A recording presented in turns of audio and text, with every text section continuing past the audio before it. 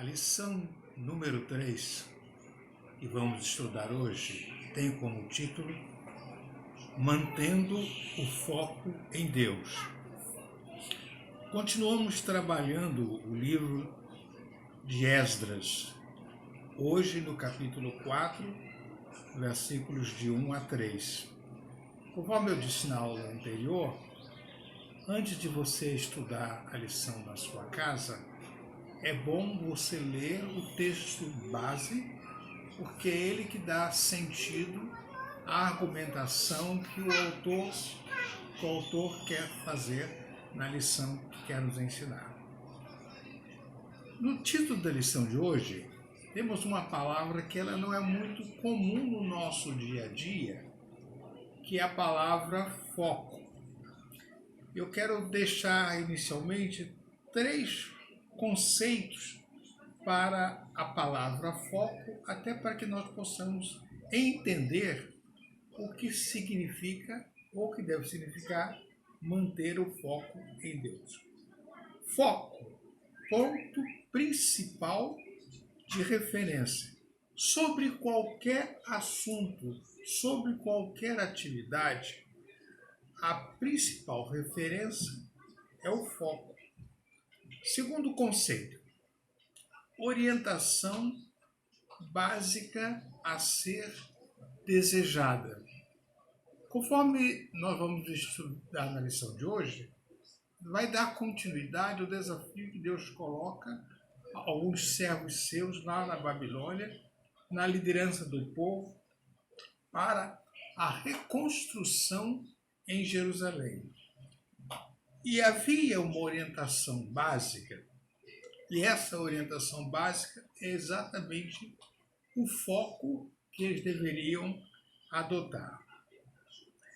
Terceiro conceito para foco: exclusividade a ser seguida.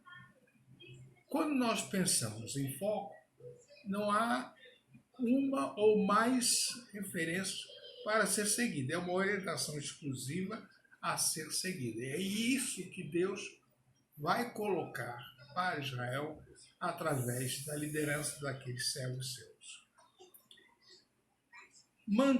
Continuar mantendo de forma permanente o nosso foco em Deus. Essa era a norma que deveria ser seguida por Israel, mas também para qualquer um de nós naquilo que temos que fazer neste tempo. Certamente será uma das razões para o cumprimento da missão recebida de Deus.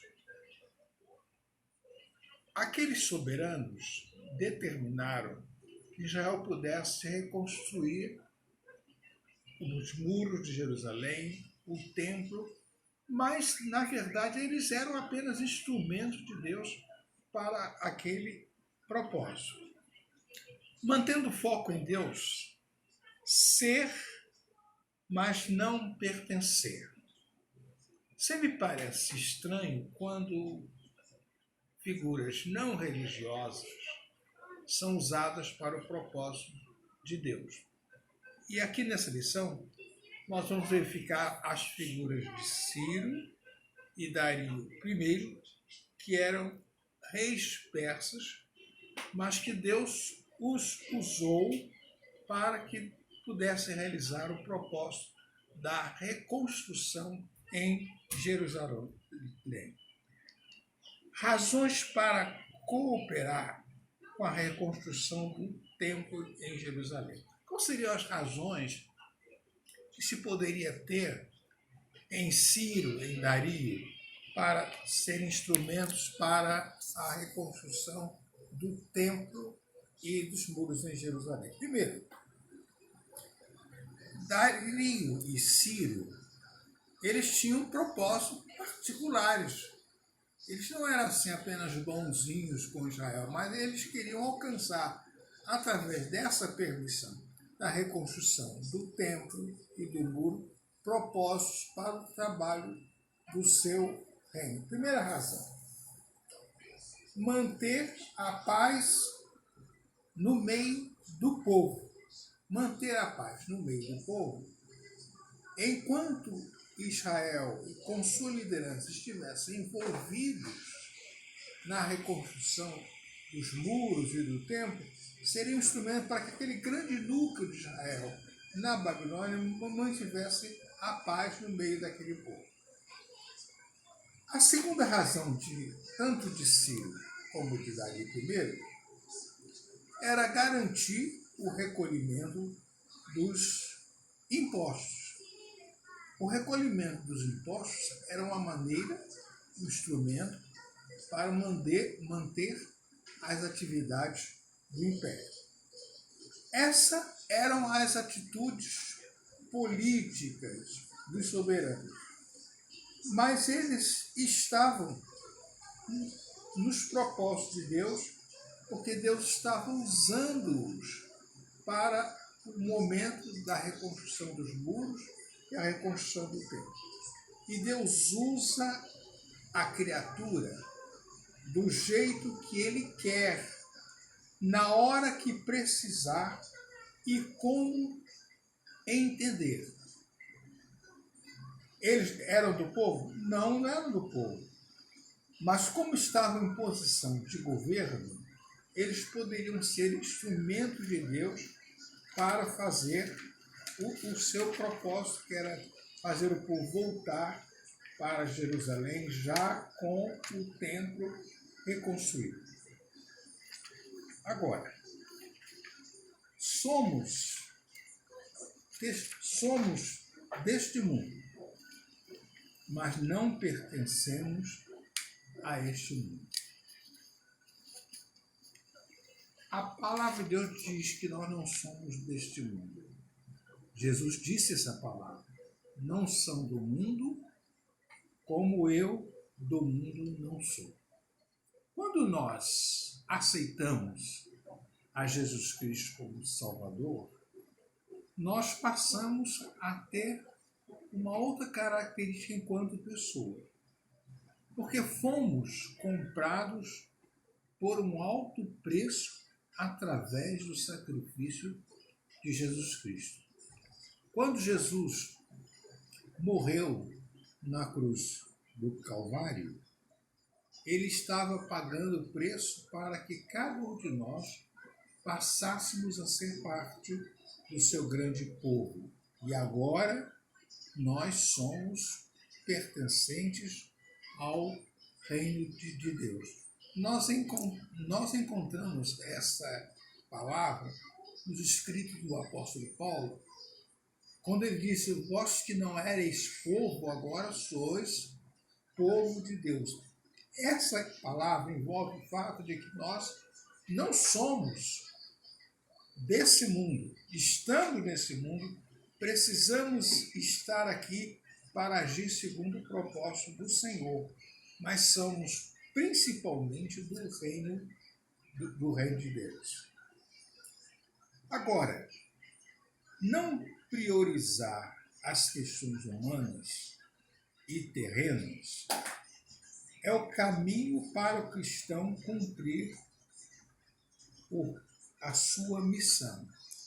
A missão de cada um na sua individualidade, mas nós temos que lembrar daquela palavra que Jesus diz: vai buscar primeiro o reino de Deus e a sua justiça, e todas as demais coisas lhe serão acrescentadas.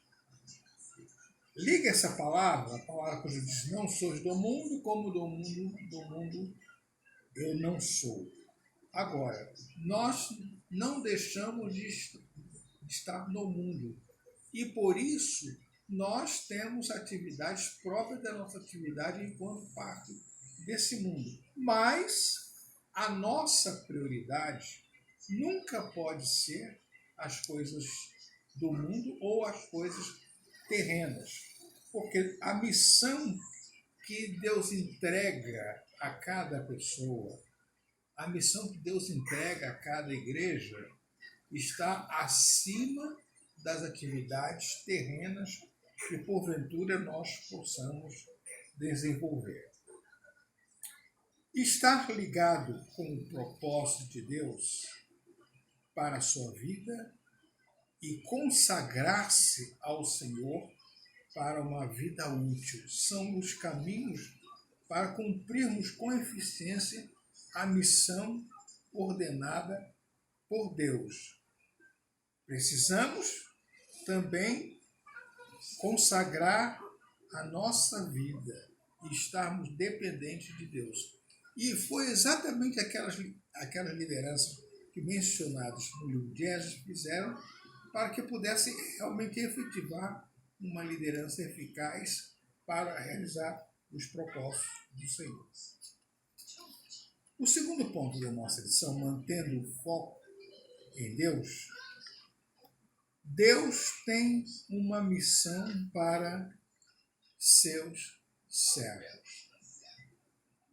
Tinha para aquele povo que estava lá na Babilônia, tinha para o povo depois que eles voltaram para Israel, para a sua terra, mas nós também, neste tempo, enquanto povo de Deus, nós temos uma missão para executar enquanto servos. Quero mencionar alguns exemplos que estão exatamente na experiência de Israel. Por exemplo, você verifica no texto de Esdras a citação desse nome, do próprio Esdras, Neemias, Zorobabel, Josué, Ageu, Zacarias, nomes que representavam a liderança de Israel naquele propósito do Senhor.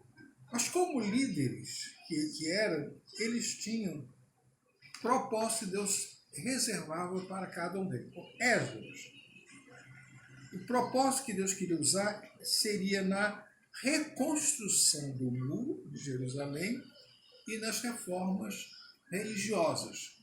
Não adiantava apenas construir o muro físico, o templo, o prédio, mas eles precisavam principalmente fazer reformas religiosas, que era a reforma nas pessoas, no povo, para que o povo voltasse a ser aquele povo especial de Deus.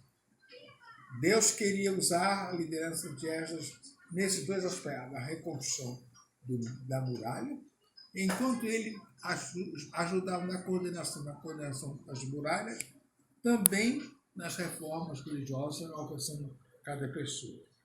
Neemias. Qual é a missão de Neemias? Neemias teria que exercer a sua influência junto a Artaxerxes. Ele trabalhava no palácio e ele era uma pessoa de fácil diálogo. E, na verdade, para o povo sair, aquela parte sair da Babilônia, para ir reconstruir, dependia da licença dos soberanos que estivessem no poder. E Neemias era um líder hábil na negociação e Deus queria usar, ou como usou, Neemias, principalmente nos contatos com Artaxerxes. Mas Neemias também iria ajudar na reconstrução das muralhas e nas reformas religiosas. Lembre-se que quando Neemias ajuda na reconstrução das muralhas e nas reformas religiosas, ele está se associando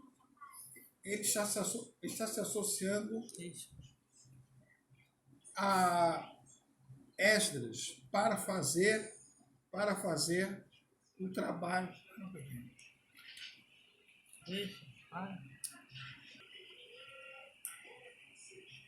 Neemias, além da influência junto a Artaxerxes, ele também ajudou Esdras nos projetos da reconstrução das muralhas e das reformas religiosas. Eram duas lideranças comandando dois propósitos na vida de Israel. Zorobabel era um líder civil. E como líder civil, foi um instrumento que Deus quis usar na reconstrução do templo. Na parte prática da reconstrução, Zorobabel foi um instrumento que Deus quis usar, pôde usar para o trabalho, para que o templo ficasse pronto. Josué, como sacerdote, era o líder espiritual na reconstrução do templo. Porque não era apenas um prédio a ser erguido. Na verdade, eles estavam fazendo o prédio que seria novamente a casa de Deus, o local de adoração para Israel ao voltarem para a sua terra. E Zorobabel foi exatamente esse instrumento civil, junto com Josué, que era como sacerdote, era o líder espiritual na reconstrução do templo. Ou seja, na missão que eles receberam, Deus nunca deixou que eles separassem a atividade material da atividade espiritual. Ou seja, templo, muralha, tudo era material. Mas, embora material, eles estariam certos de que estavam trabalhando no projeto do povo de Deus novamente naquele lugar. Ageu e Zacarias, dois profetas mencionados no texto bíblico, lá, um pouquinho lá na frente, mas que conviveram nesse tempo de Israel. Eles eram profetas e, como profetas, eles falavam ao povo a palavra de Deus. Deus nunca deixou que eles permanecessem sem receber a palavra que vinha do próprio Deus.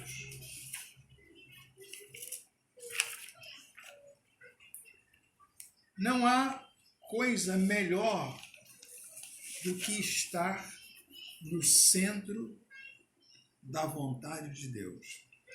O autor da nossa lição repete este pensamento que os crentes conhecem muito bem. Não há coisa melhor do que estar no centro da vontade de Deus. Nós mostramos agora há pouco lideranças que foram felizes e bem-sucedidos porque se colocaram exatamente no centro da vontade de Deus, fazer aquilo que Deus queria que eles fizessem. Bem, agora, dentro da nossa lição, há um momento muito interessante quando o autor fala sobre identificando os opositores do projeto de Deus por nós. E também ali apareceram aliados de última hora que, no lugar de somar, poderão desagregar e provocar perdas. E é possível que os líderes da reconstrução do templo tivessem até um momento de insegurança que poderiam levá-los a receber grupos estranhos ao povo de Deus. Há uma expressão muito conhecida entre o povo que diz assim: toda ajuda é bem-vinda. É uma frase muito repetida, mas é um ditado que pode ser muito perigoso, porque no caso específico, figuras estranhas ao povo de Israel se apresentaram para querer ajudar na obra da reconstrução do templo, das muralhas. E se o povo, atravessando ali, passa um momento para pensar, então está se oferecendo, é muito bem-vindo. Não necessariamente bem-vindo. Agora, desafios, e eu queria mencionar 3 desafios. Para não perder o foco, é preciso ter consciência da missão. Não se perde o foco quando se tem consciência daquilo que realmente precisa fazer. Segundo, para não perder o foco, é preciso que encontremos o opositor. Ou seja, saber distinguir quem é do povo, quem não é do povo, quem quer ajudar, quem quer trabalhar, quem quer servir. Para não perder o foco, é preciso ter discernimento espiritual. O trabalho de Deus é espiritual. E por ser espiritual, o discernimento espiritual precisa estar presente para que possamos executar a missão conforme o propósito de Deus. Agora, para não perder o foco, é preciso agir com sabedoria diante dos opositores. Deus sempre disponibiliza sabedoria para todos que desejarem. Tiago disse da parte de Deus que quem tem falta de sabedoria, peça a Deus que a todos dá liberalmente. Então, se Deus nos dá sabedoria liberalmente, significa que Ele sempre disponibiliza as atitudes corretas que precisamos seguir para fazermos, para realizar a sua obra. Fazendo a opção de manter o foco, contando com líderes realmente espirituais. Zorobabel e Josué eram líderes espirituais, ou seja, eles se colocavam ou se colocaram disponíveis para Deus para fazer aquilo que Deus queria que o povo realmente pudesse realizar segundo o propósito de Deus. O uso dos dons de sabedoria e discernimento espiritual foi fundamental para não perderem o foco. O foco era Deus. O foco era o propósito de Deus através daqueles líderes. E eles tiveram essa sabedoria e discernimento espiritual para assim trabalhar. Na conclusão da nossa lição de hoje, eu quero deixar 3 pensamentos que se aplicam também para nós na missão que, porventura, precisamos realizar na missão que recebemos de Deus nesse tempo. Primeiro, no cumprimento de nossa missão, é possível ter que enfrentar opositores. Ninguém está livre de sofrer a presença de opositores no cumprimento da missão que estamos realizando. Mas Deus sempre pode ajudar na vitória sobre os opositores. E quando nós lemos no livro de Josué, de Esdras, verificamos que os opositores foram muito fortes e sagazes, mas eles não conseguiram vencer aquilo que Deus tinha colocado como missão na vida daqueles homens. Segunda conclusão. É muito importante sempre procurar manter o foco, impedindo que outros interesses venham prejudicá-lo. Nada pode prejudicar os interesses do reino de Deus. E terceira palavra da conclusão. Manter o discernimento espiritual será sempre um instrumento útil na continuidade com o nosso foco. Quando Deus nos dá uma missão, Ele quer nos segredar a vitória através daquela missão. Mas para essa missão, o discernimento espiritual será sempre muito importante, muito significativo para cada um de nós. Israel passou um momento muito difícil na Babilônia. Foram 70 anos no cativeiro. Mas agora, no momento de sair da Babilônia, Deus pôde contar com lideranças das quais nós mencionamos na lição de hoje, como Neemias, Esdras, Zorobabel. Nesse tempo, na nossa vida pessoal, na vida da nossa igreja, tem uma missão pessoal que Deus quer que nós executamos. E somos cada um de nós que teremos a missão de fazer isso. Mas é indispensável manter o foco. Nada pode nos desviar do nosso foco, que é o próprio Deus e a missão e os instrumentos que Ele coloca dentro de nós. Que Deus possa ajudar a cada um de nós, neste tempo, que somos o povo de Israel, manter o foco, fazer tudo de acordo com a orientação do próprio Deus.